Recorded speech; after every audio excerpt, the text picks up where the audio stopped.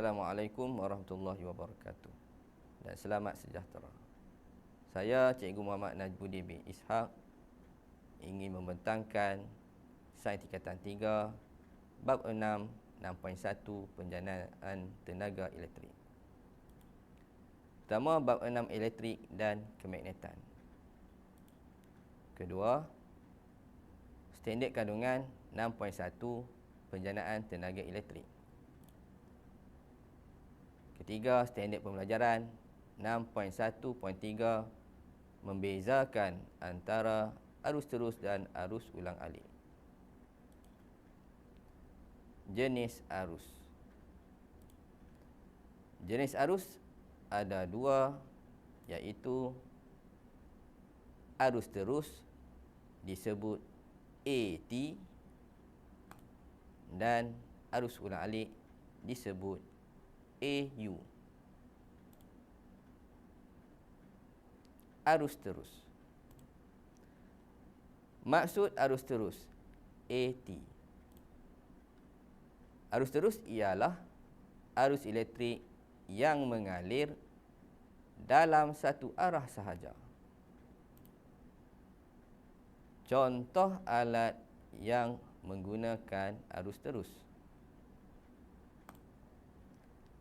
lampu suluh, kalkulator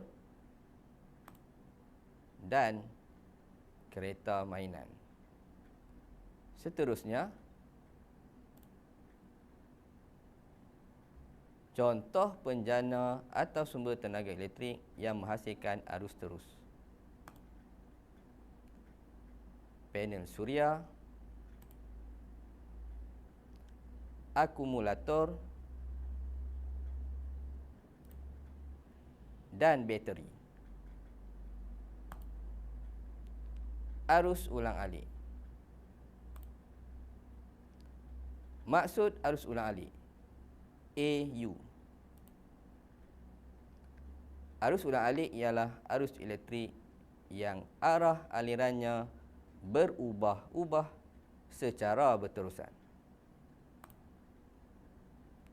Contoh alat yang menggunakan arus ulang-alik: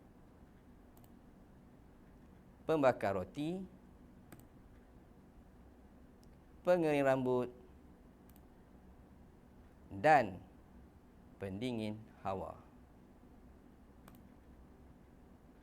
Persoalan: adakah kebanyakan penjana tenaga elektrik dalam stesen jana kuasa menghasilkan arus terus atau arus ulang-alik?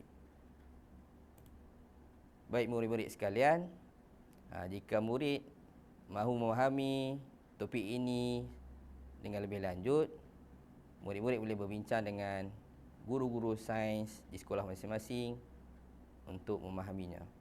Sekian daripada saya. Terima kasih. Wassalamualaikum warahmatullahi wabarakatuh.